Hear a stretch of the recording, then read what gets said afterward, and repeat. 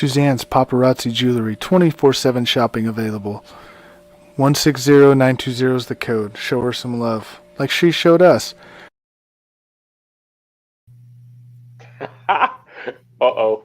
Good evening, everybody. So we're starting out as we're twisted already. We have Bodine on screen. He's livening up the atmosphere. He's going sideways. We're usually backwards, not sideways. So I'm not sure what's happening tonight. But how are you, Bodine? Welcome, everybody. It's Wednesday night. We're ready for another episode of the Bo and Joe Show. We have some special guests tonight, but let me first check in with Bodine and see how his week is going and how things are going. How are you, partner? Well, listen, while the intro was happening, I caught myself fiddling with my phone to see if I could get it sideways and get the landscape view, and you saw what happened. So, but it's a good week, lots of good stuff, good things happening.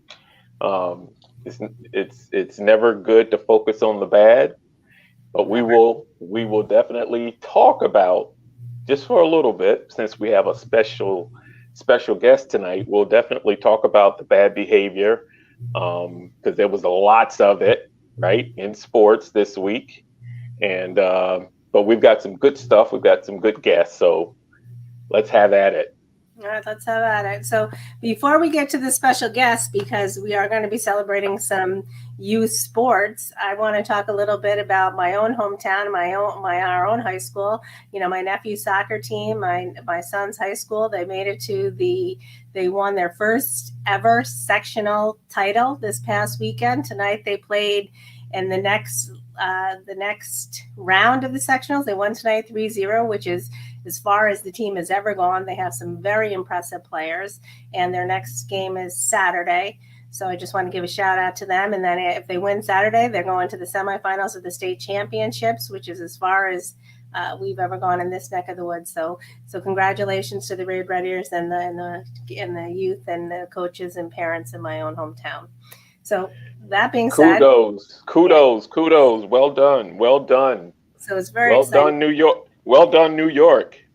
So let's throw it to, we're going to bring on Mark Benson, who's the head coach of the 8th grade Vermilion Sailors football team. Hi, Mark. And there's one of the star players of the team. We have young Mark there as well.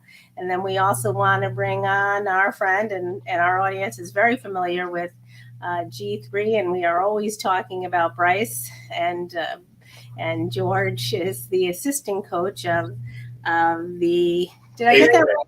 The 8th grade team, and Mark is the 6th grade team. So I don't know if I screwed that up, but I apologize if I did. Regardless, we have some star players. We have Bryce and Mark here as well. So welcome, gentlemen. Welcome to the show. We're so happy to have you. Thanks for having us. So tell us a little bit about your team. Why don't you tell us about the team, your record? We hear you're doing great.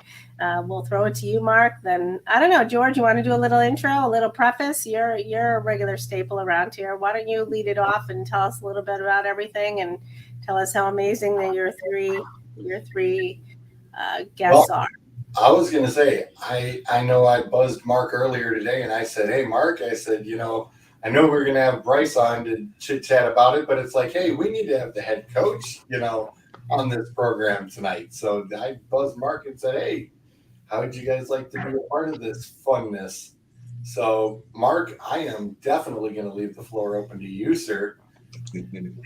So it was a really fun season. Can you guys hear me okay? Okay. Absolutely. Okay. Yep. Whenever we started the season, George was involved, and then he actually got called up to help with the 8th grade.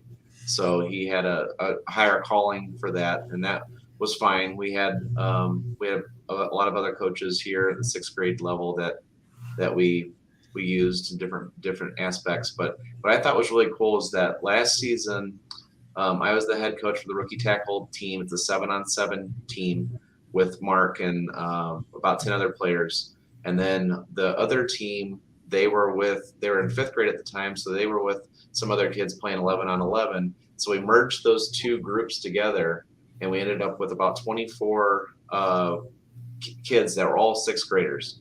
And a lot of them had not played together at the same in the same field in that same aspect of 11-on-11 football.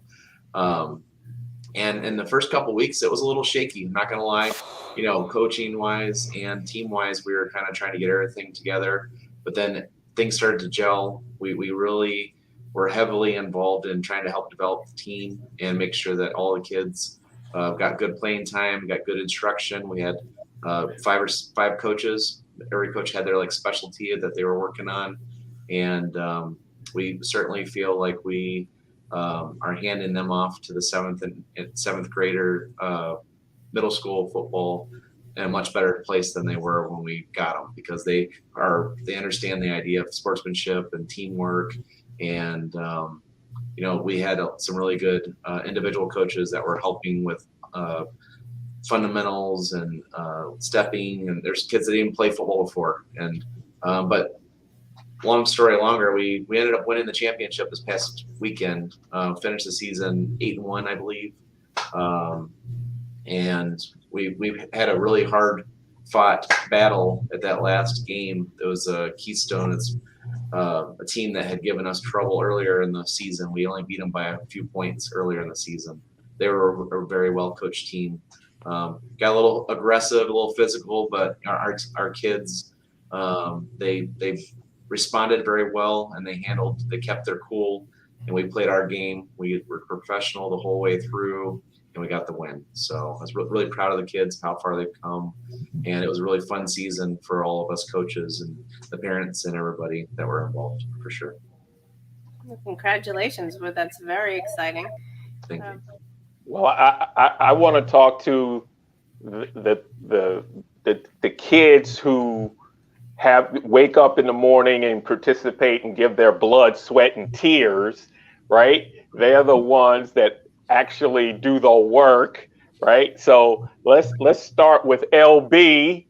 LB, now I understand that's your nickname for Little Benson, but when I first heard your name, Mark, I was gonna say MJ for Mark Jr. and then Coach G said, no, it's LB. And I'm like, you know what? That's better. Let's find out what position he played, because I was a defensive back. Sometimes we had a rover, which is kind of like the outside linebacker position. So LB, what position did you play? I played outside linebacker and then Boom! There you go. Go ahead. And then running back for offense. Okay. Awesome. So did you have a good time? I like what your dad said. Yes, a lot of it is about, the X's and O's and the skills and the training and learning the skill sets. But I like what he said about the development, because it's not just your physical development, it's also about your social development, your sportsmanship. And when coaches are teaching kids all of the aspects of playing sports, that's a good thing, because we tend to talk about human interest stories on our podcast. And we've been lately talking about bad behavior. So, Coach, we'll give you a chance to talk about that later. Let's shift over to Bryce. Bryce, what's up, buddy? What's up? How you doing? Good. You guys had a good season. We followed you. We were so happy that your dad agreed to have you guys on the program tonight. So tell me just a little bit about how the season went for you. I thought it was a lot of fun. I got to play a lot, and we won the championship, and it was just a lot of fun in general. What positions did you play? I know you did some kicking, right? Yeah, I was a punter, starting wide receiver, and safety. And guess what? I was a safety too at one point. So both these kids, man, you guys got gold stars, man. It's all about defense. I understand, in certain towns you have to go both ways. But I grew up in Jacksonville, Florida, where there was plenty enough talent. So you got to play, right, one position because there was, 100 kids trying out. And so I started my career at strong safety, went to free safety, came back to strong safety, played a little bit of rover. So listen, I know how tough it is to get out there and knock some heads. My nickname was Hammer, so that gives you an idea. I love the contact, especially when you learn how to make a tackle. So kudos to you guys. Joe? So first of all, I want to welcome the audience in. I want to say hi to Justin and whomever else is behind the scenes. We see you. Hi, Justin. I see all of your comments there. We're talking to these gentlemen, and then we'll get into some other stories. But I want to welcome you, Frank. Welcome. Frank is saying hammer time. I'm giving Bodine a shout out. So welcome to the program, gentlemen. So I usually come in from a little bit of a different perspective. Bodine gets into stats and statistics, and we do talk about. I'm the more of the human interest story expert. So, Coach, I like what you spoke about with the development. And as a parent of 3 teenage sons myself who have been involved in a variety of sports, I just want to ask you, and in the national spotlight now, we see parents and how they're behaving on the sidelines. I mean, how does that impact you as a coach? And I also want to give the Bryson and LB time to talk about that as well from the player's perspective as young men. But did you see any of that? I've seen it here, and it's really distracting. I find it's detrimental to the kids. What are your thoughts? And Justin's asking, how do you deal with the parents? And that's essentially what I'm getting to, Justin. But what do you guys think, coaches? Oh, that's a good question. So yeah, a lot. So my role on the field was certainly different than my role behind the scenes. So as the head coach, you get all the parent conversations. We had several parents. It was their first season with their kid in football, and they had a lot of questions. And so I would try to make sure that you give everybody time. And in my role, it was a volunteer position, and at this level, it is. But still try to give those parents that time to ask those questions. There's obviously parents that have been there, done that. They've already played, and they know what's best, or at least in their own minds of how they feel things should go. And you can either agree or respectfully disagree, but ultimately at the end of the day, our focus and our goal was to make sure that those kids developed. I think I saw a question on there about how do you get all the kids to play. We essentially had a coach that his main focus was substitutions and making sure that we had fresh legs. We weren't the biggest kids out there by any means, but we certainly coached them a lot, and they were, they were ready for it. There was the last game. There was a lot of fan participation on the sidelines. I think that was a little overwhelming for the kids, to a certain extent, and it gets a little dicey. And I even yelled back into the stands, hey, come on guys, help us out here, give us time, but there's obviously a lot of emotion around sporting events, and but ultimately the kids responded very well. They kept their head on straight. Whenever they were coming back out, we talked to them, hey, what's going on? This kid's doing this kid's doing that. Okay, well, you play your game, and we'll let the ref know. Try to keep their heads in the game. But there was some dirty stuff on the other side of the field, but we play our game. We play our game, and we don't try to get down to that level. I think we were beating them with a lot of technique. We have a good offensive line coach that was talking about where to put our hands and those types of things in the right way, and they're just getting frustrated. So I hope that answers your question, Joe. It does. Thanks. It does. Okay. Gee, what about you? Do you have any thoughts? Do you have a different perspective, or? Well, of course, being with the middle school program, it is going to be a little bit different. We were shorthanded for our group, only having about 15 to about 20 kids, depending on the week, and everybody kind of almost playing Ironman football. And usually the focus at that point is you're going to hear a lot coming from the crowds, but you you have to, especially with my experience with officiating, you have to learn to tune out the crowd, and focus on your players. I've always had the belief of the safety and, the concern of what's going on the field is first and foremost with any of the kids that are on the field. So that's primarily where my attention was always at. So with that being said, usually you have to, if you, the old saying apparently through some coaches is, if you listen to the fans, you'll be in the stands one day too. So we usually try to stick to our guts and stick to our game plan. And in fact, Mark, even in we were all in the beginning is just like, okay, well, taking a little bit of this, a little bit of that. And I even reassured him too. I said, just stick to your guns. Mark and I coached the basketball group last year, and we stuck to our guns on what our philosophy was going to be. Split the equal time with the kids. We made sure everybody was getting playing time. Everybody understood what we were doing, and just having fun in doing it. And that is what this is about with this development between 5th grade and 8th grade.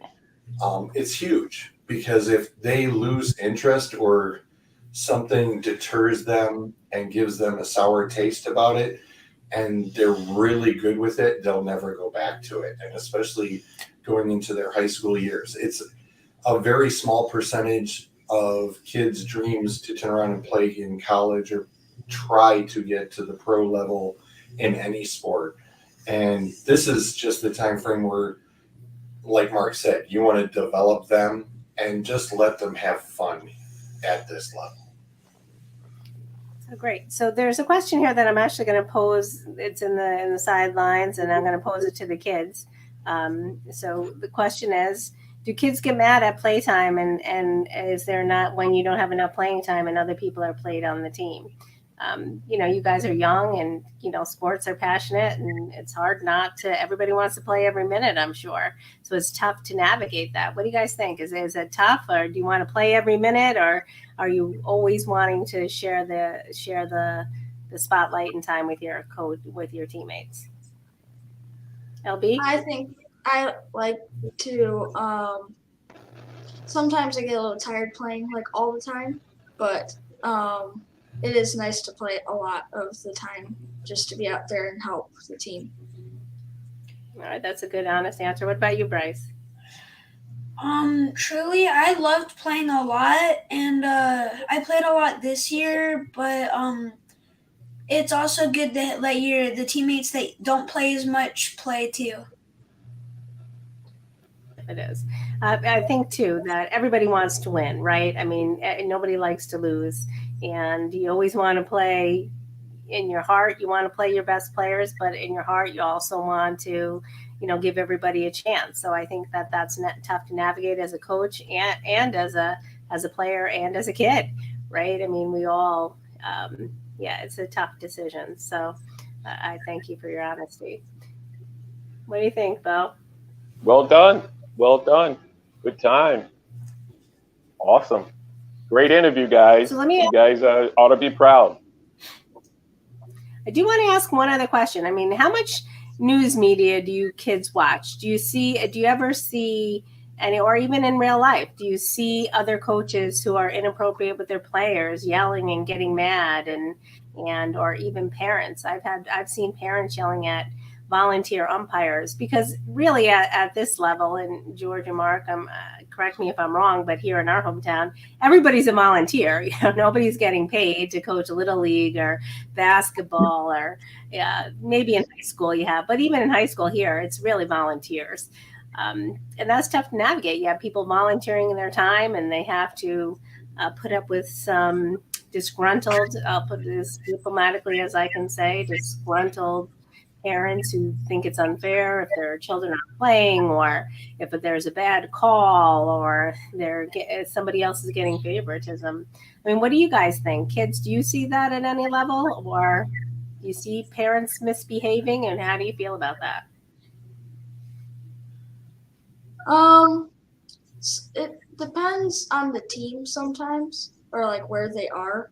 sometimes the refs like kind of lean towards their side, kind of, but most of the time it doesn't really happen. If anything, it's coming from the opposite team that they're competing with, so they probably see a little bit of that bad behavior, like the championship game this past week. But you know, they really should be focused on playing the game and keeping each other in terms of the teammates focused, and let the adults handle, the outside distractions. So, well, go ahead, Bryce. If you have anything to add. It's really not much, but last year and a few games this year, the coaches were just like really getting super mad at their kids when they were trying their best. And last year, when we scored a touchdown against one of the teams, at the end of the game, their coach came over to us and was like, "We hope to see you guys in the championship." And then he went over and started yelling at his teams. And see, that kind of bad behavior is something that not just adults remember, but kids remember. So that's why we have to do, as adults, a better job of being leaders, as parents, as administrators, athletic directors. We can cover. Put it this way: no one's perfect. No one is immune from bad behavior and bad decisions, but we have to make a better effort. So we'll get into it. And even just as citizens, right? As humans, it really has. There's spectators. Even it really trickles down. It's like the old saying: "It takes a village." It really takes a village too to set an example. Yeah. So we're going to probably, I think that our next step is that we do talk about some of that bad behavior, and it may make you feel somewhat uncomfortable. We'll leave it up to you and your parents to decide if you want to stick around and discuss. Then we'll delve into the NFL. Frank has a good point. He's saying kids learn from their parents' behavior, which is true. I know. So I do want to mention one thing. Is like the reason that I got into coaching was because whenever I was playing in sports, I have some very vivid memories of things not going well. Like I remember an opposing coach trying to fight our coach, like literally almost coming to blows in the middle of the field. And this was at like their grade, maybe a grade younger. And then whenever I went up to the middle school, that guy that tried to fight our coach was the coach, and was like verbally abusive to kids and physically also. And I just remember being really turned off. I still stuck with football because I loved the game, but that really did turn me off. And I was like, you know what? I want to make sure that it's different for these kids and that they have positive role models, because some of these kids don't have any positive role models. They don't have parents. There's a lot of going ons in their lives. They need someone to be like, you know what? Coach George or Coach Mark had my back, and that was a good dude. And he cared. That we deal with a lot of kids that, need someone to care. And we try to do that. So they really do. And in our district, we have what is called, because our district is very socioeconomically diverse, and we have a trusted adult. So every student picks out a trusted adult, and so often they're coaches, regardless of whether they're their own coach, because of course not everybody in a big district, 20 kids out of 1,000 get to be on the team. And oftentimes it's the same kids, right? If you're talented, you're talented, especially when you're getting up into the upper grades. So, the pool gets smaller. You do have the modified team sometimes, but it's not the same. So I think coaches are so instrumental and important, not only as coaches, but as teachers, and because oftentimes they're doing double duty. And really instrumental in the development of so many kids. If you see professional athletes today, even, then this isn't an athlete, but Adele, right? I don't know if you saw her big concert last year when she was recognized, and she was thanking her, third grade music teacher who came on, and those are the people who are instrumental and carry forward in their own life. Like right now, my own son, I'll tell you about my son, little Jojo, right? He's never been an athlete, but right now he's running cross country. He's the captain of the freshman cross country team. He's not the most fit team. Oftentimes he comes in last. There'll be 6 schools. He comes in last. And now he's actually coming in. He's improved his time. And he's, coming in, maybe 4 or 5 kids coming behind him, which is huge in comparison to where he was last year. But I will attribute it all to one gentleman who's his coach and has taken him under his wing. And his older brother, too, really has been instrumental in his development. But that coach, I think, is changing the blueprint of his life. He's got him invested in exercise where he never has been before. So, I'm grateful to all coaches, and, we appreciate it. Really, it's a service. It's a service, and it's changing the next generation. So we can't thank you enough. Yeah, Well, you know what?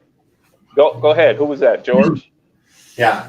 I never thought that I would actually, if you would have told me when I started this, when I was 16, I started coaching with the Y, and I never thought that I would enjoy it the way I did. I mean, when I was a teenager, the only thing I wanted to do was just finish out high school and then, go find something else to go do.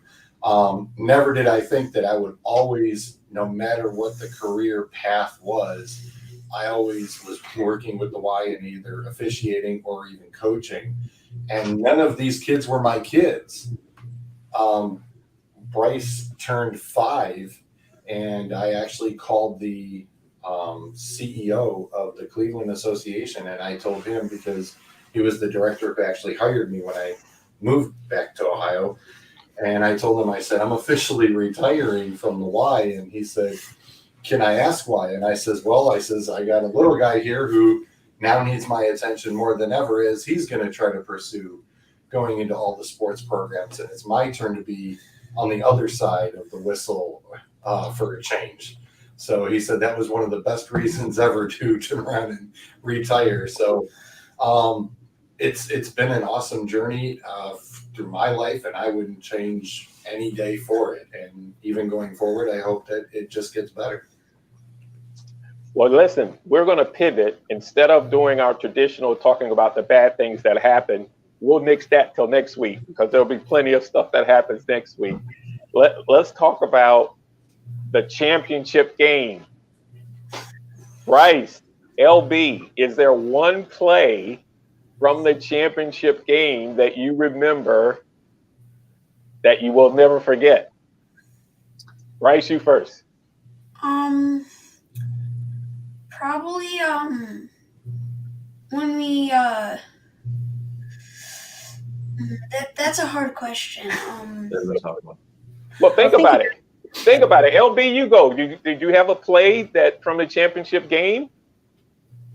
I remember one when the ref threw a flag on the stands.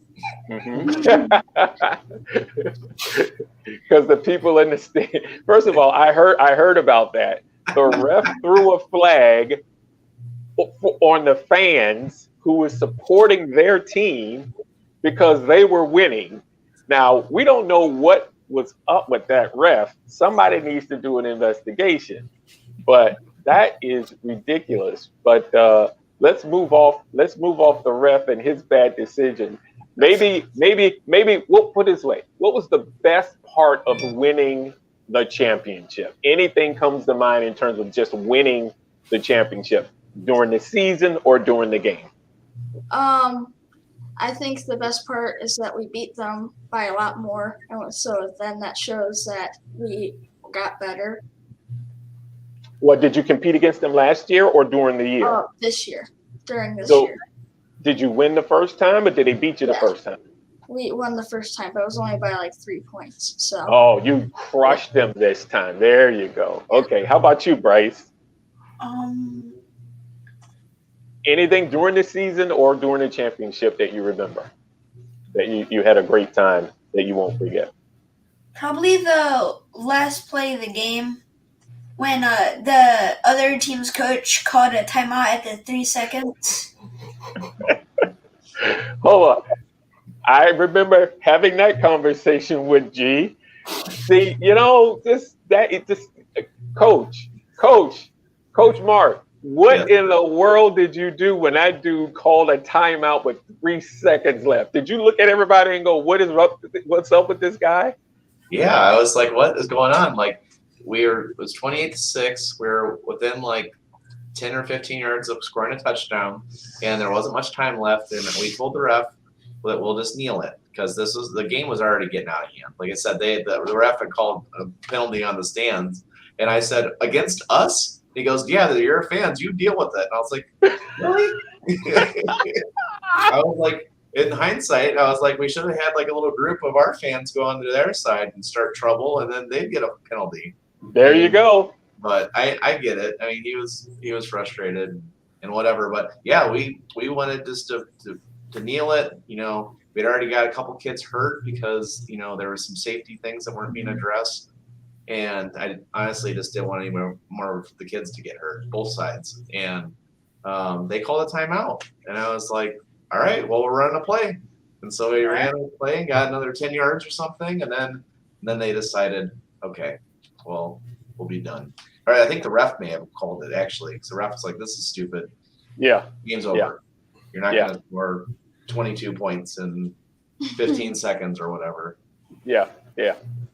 Let me ask a question. Let me ask the boys a question. What does it mean to you to have your fathers, coaching you throughout your life?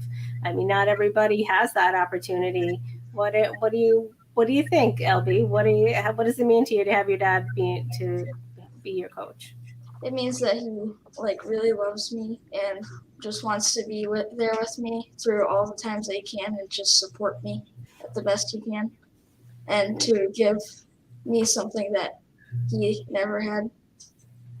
Yeah, it's good to have those one-on-one conversations when you're driving from practice or driving to practice or driving to get ice cream or driving to get pizza. Those conversations are awesome, right? Right.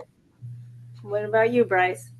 When I played flag football for Amherst, my dad was the coach, and he made sure that I got to every practice and I got to everywhere I needed to be during that season on time or early, and that just meant a lot to me, and it just shows that he really cares about me.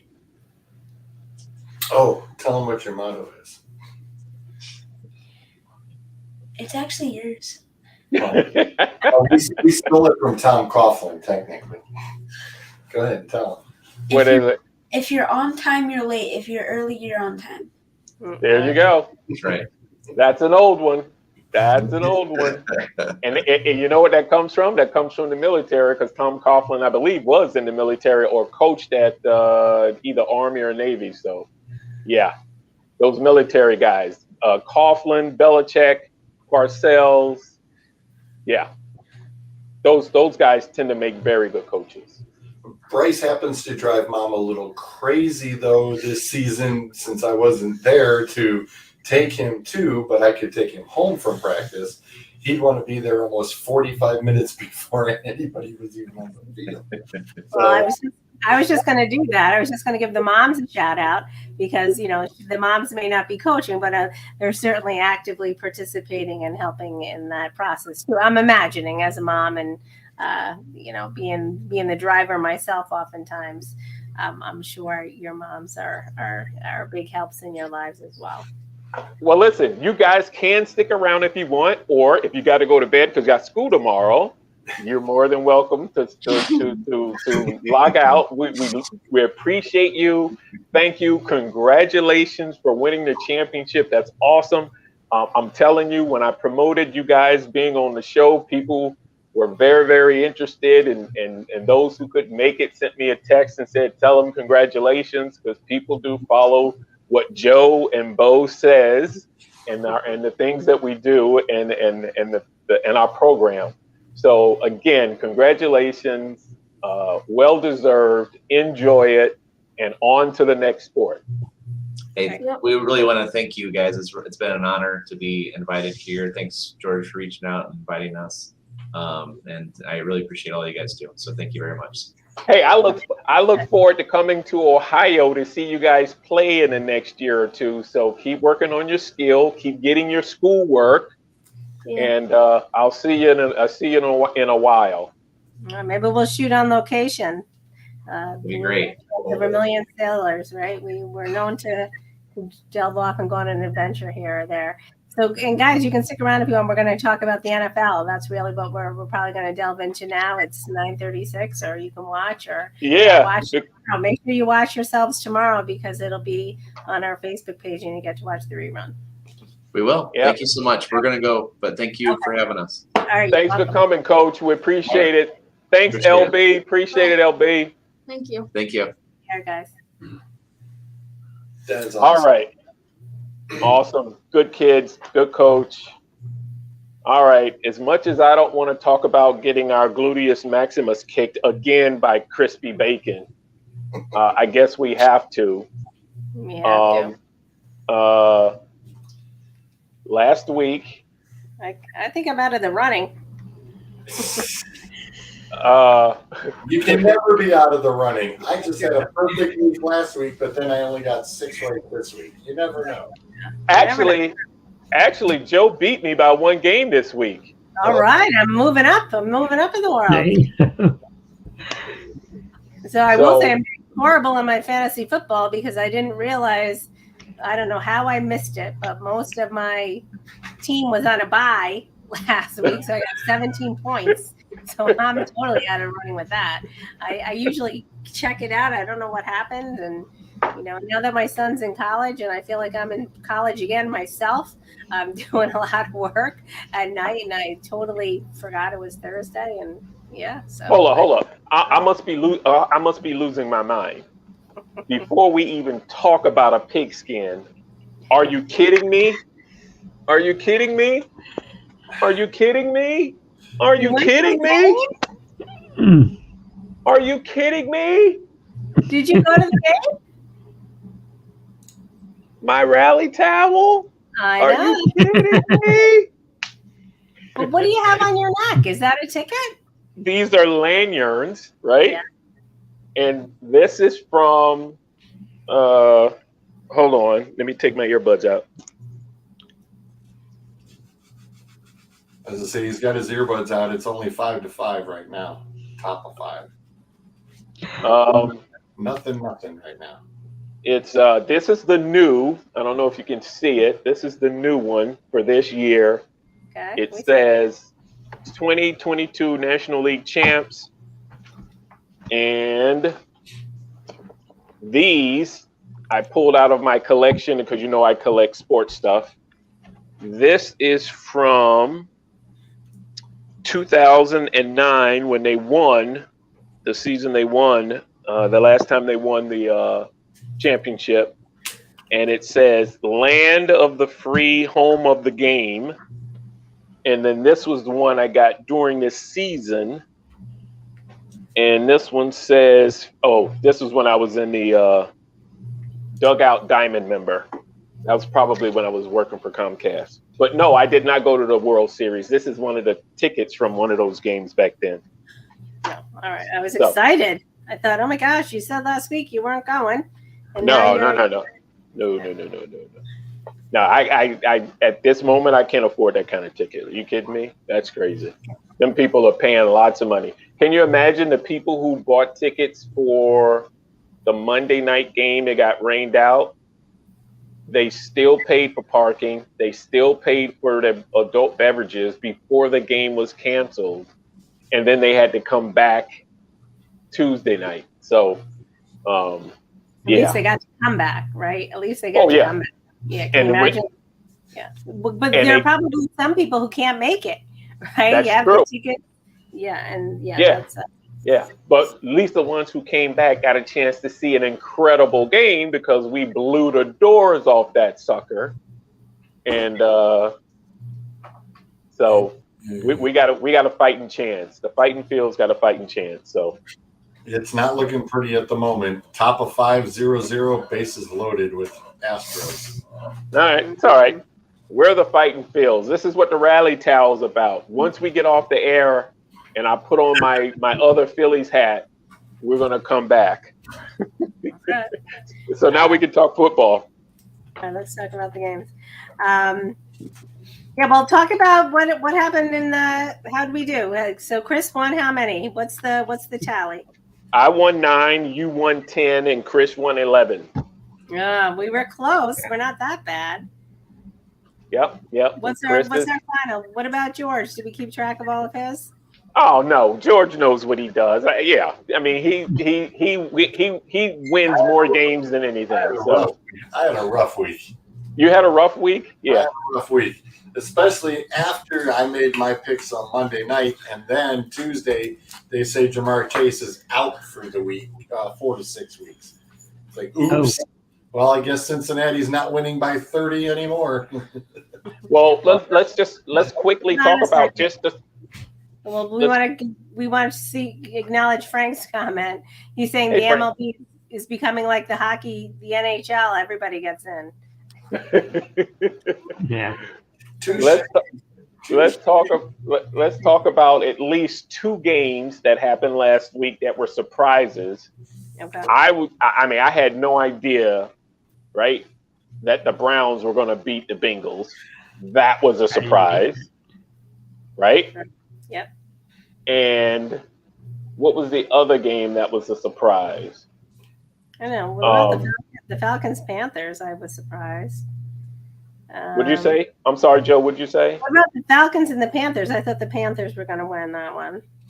You know what? They were really close. They had a chance. They blew it, and they gave Atlanta the chance in overtime, right? They had a chance to miss the field. How do you miss a 30-something yard field goal, extra point field goal to win a game? Well, that's what happens. 2 of them. 2 of them. That is correct. Yep.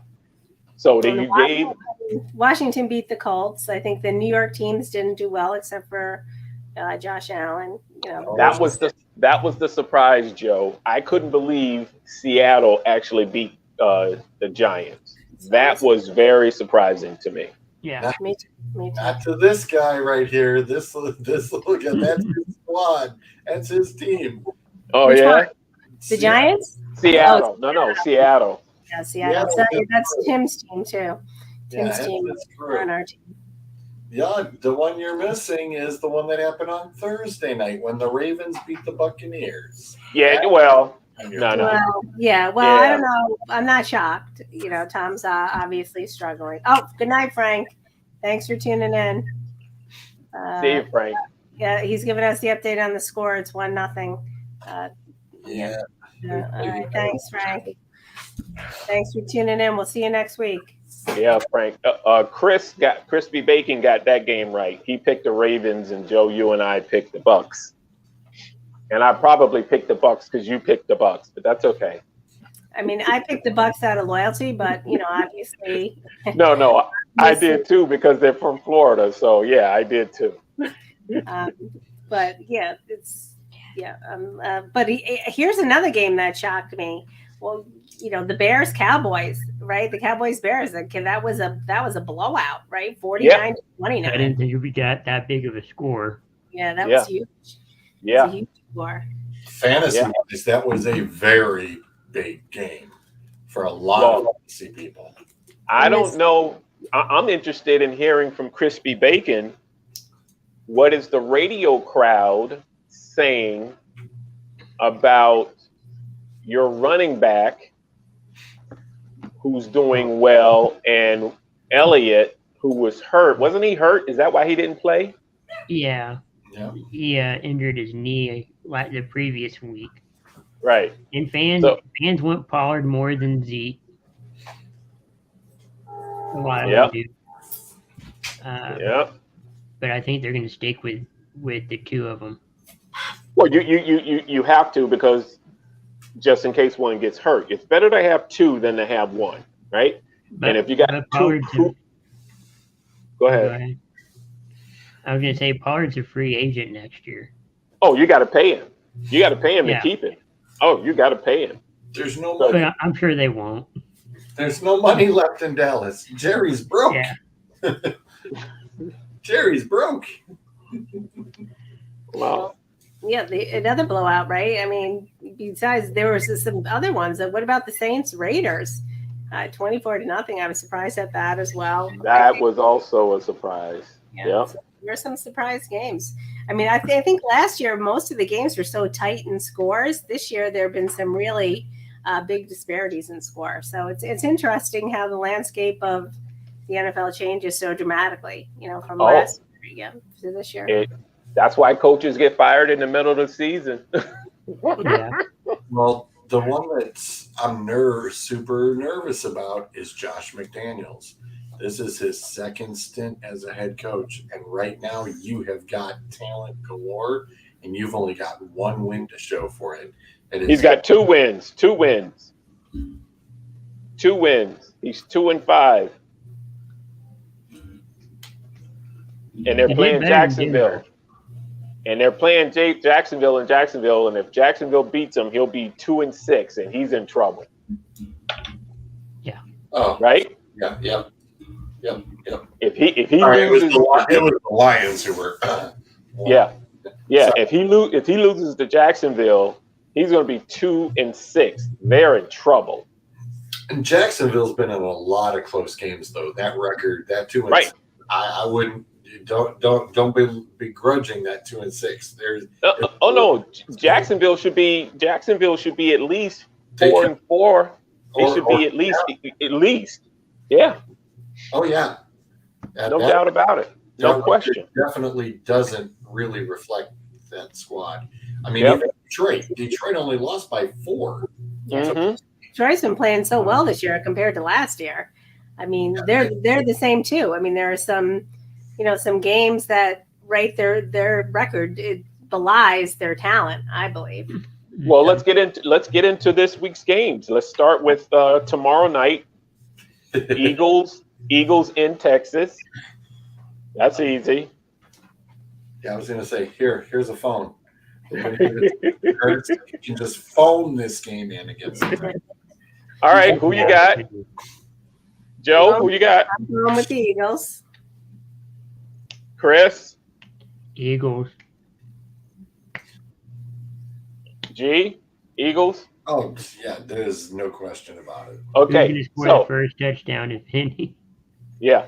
So listen, tomorrow, the first game, Green Bay at Detroit, that's a rivalry game. Even though Detroit's only won 1 game, Green Bay is only 2 games ahead of them. They've only won 3. So the question is, they're playing in Detroit. Who you got? I wouldn't be surprised if Detroit beats them. Yep, and I'm going with it all the way on that too. You going with Detroit? Yep. I Green Bay think did nothing at the trade deadline to get another well, they tried, but they failed to get receivers at the trade deadline. So yes, I think Joe? they're in a lot of trouble. You're going with Detroit over the Packers? Packers aren't playing well. As a guy who just cut Yeah. the Packers defense off his 2 fantasy squads, yep. This And is it's the over, bet the over. and the game's in Detroit too. Yep. I think I'm still going with the Packers. What about you, Chris? Going with the Packers. I'm going with Detroit. Okay. Chargers, LA Chargers versus Atlanta in Atlanta. I'm going Chargers, See, even though Atlanta's playing well. yeah, I'm going with Atlanta. yeah, the West Coast coming all the way over. Yeah, I know. I don't like it. I'm going Atlanta as well. Chris? I'm going Atlanta. Oh, I'm the only one on the Chargers. Okay. Indy at New England. I'm going with New England because Indy's got issues. And the game's in New England. Joe? I'm gonna go with the Patriots. Yeah, don't you normally like the Patriots? I do, but they're not playing. I think Indy's got quarterback problems. They don't know who their quarterback is. Well, the Patriots do too in some respects, right? They got back up. So No, yeah, that's just Belichick being a knucklehead. well, that's not going to change. Right. Chris, who you got? I got the Patriots. Okay. G, come on. The Colts. Oh, there you go. They Miami. They fired the OC. Frank Reich's got the whole kit and caboodle now, so it's put up time. Right. Miami in Chicago. I'm going Miami. Miami just added Chubb as the new pass rushing linebacker. Yeah. I'm going Miami. Yep. I'm going Miami. Miami. We're all on Miami. Okay. Seattle. Oh, this is going to be a big one right here. Seattle in Arizona. Rivalry game. A 5-3 team versus a 3-5 team. That old reverse matchup, right? Just like in basketball. Mm-hmm. I'm going with Seattle. Oh, that's on the 4 o'clock. You going Seattle? Chris, who you got? Seattle. George? You think I'm going to go against it with the kid sitting right next to me? Oh, I forgot. Heck no. He will slug me one if I don't say Seattle. Are you kidding? Text us later, George. That's all right, Bryce. Bryce, forgive me. I gotta go with Arizona. I got a gut feeling about this one. Okay. Usually they are a low scoring game and they've actually tied. But no, I think Seattle's got something cooking. They are playing well, no doubt about it. They're playing well. Titans versus the Chiefs. One of the best games of the week. You got two winning teams actually going against each other. 5-2. 5-2. I'm going Chiefs. Yeah, because it's in Kansas City. Gentlemen, Braces. Kansas City. would you say G? Yep. I didn't hear you. Yep. Chiefs. Okay. They run Randy Moore. They're going to break the wheels. Yeah. Minnesota at Washington. Minnesota.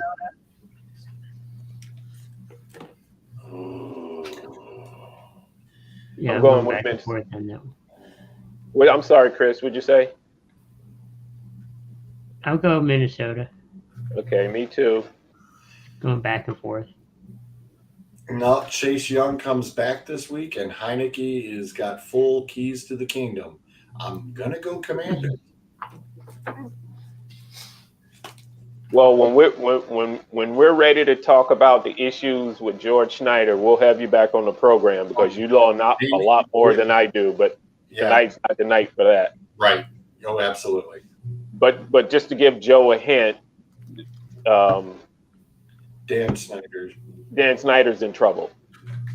Big trouble. Yeah. Yeah. I mean, is that have to do? Is that why he re-enlisted the attorneys today to the franchise? Is that the team, the franchise? He's got to sell the team. Yeah. That's a little bit of it. I saw that. I read a little bit about it. He's got to sell the team because he's in trouble. Next game, Carolina at Cincinnati. Now, normally I would be like Cincinnati's going to win this game, but Carolina played good enough last week to win. Who do you got? It's in Cincinnati. I think I'm going with Cincinnati. Joe, who you got? I'm going to go with the Bengals. I still have faith in them. No Jamar Chase, no victory. Panthers all the way. PJ Walker gets another win. I'm telling you, I thought about that. Crispy Bacon, who you got? I'm going to Cincinnati. Rivalry game. Buffalo in New York. The Jets. Buffalo. Buffalo 6-1 versus the Jets, who are surprisingly 5-3. Yeah, that's pretty impressive for the Jets. Yeah. They actually played well last week. Bryce is saying the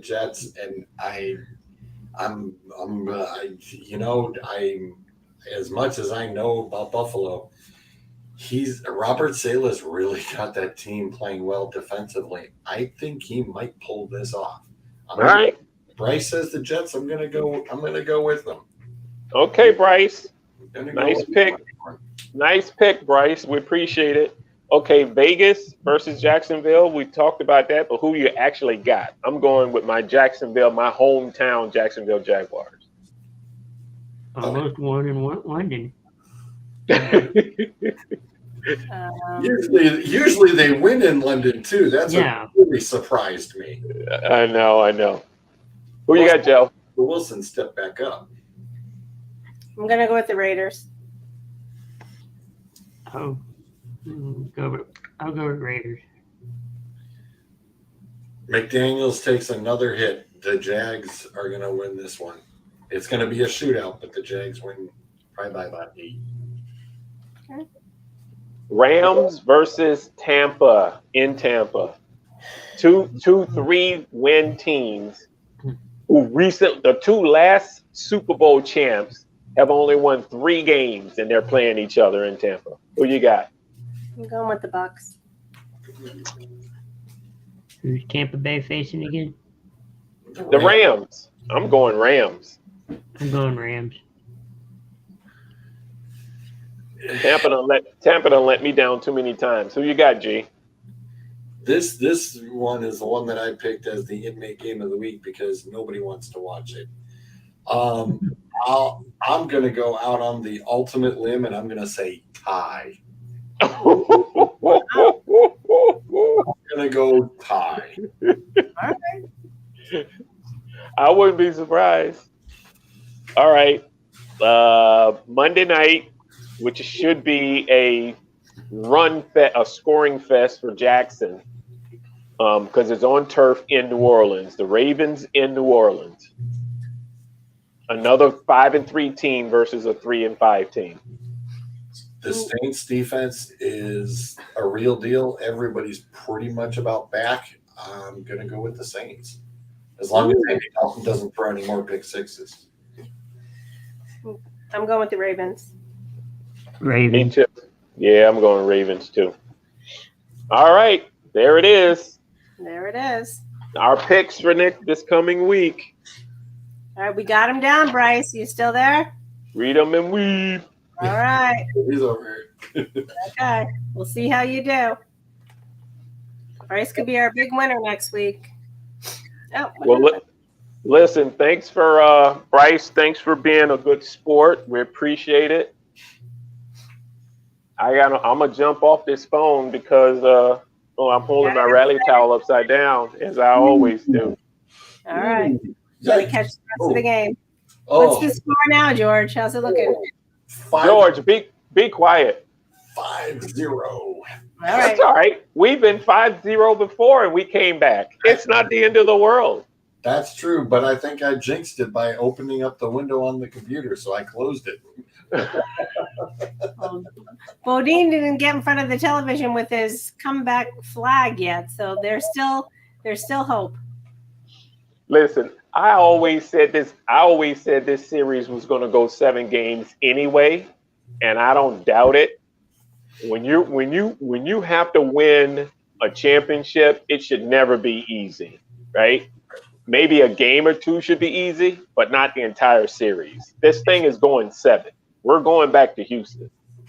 All right. And they're scrambling here because the Eagles play Houston tomorrow. The Phillies play Houston in baseball. There's a basketball game in the Sixers are playing in the ballpark. So there's 2 teams playing in Philly tomorrow. Basketball and the baseball team. Can you imagine? Downtown is going to be crazy. If people are smart, they'll catch the train down. But then they're scrambling with the radio coverage and the TV coverage. So it's going to be crazy in this town tomorrow. I was going to say, do I see the Flyers also? Is it the Flyers? Or no. The Flyers and the Sixers play in the same building. One of them is playing in that building tomorrow. The Flyers are not playing tomorrow. Okay, so it's the Sixers, and then across the street is the baseball team. So parking in the sports complex is going to be. You know who's gonna make a lot of money tomorrow? Comcast, because they have this big entertainment center called Infinity, Infinity Center or whatever it's called, and it's an outside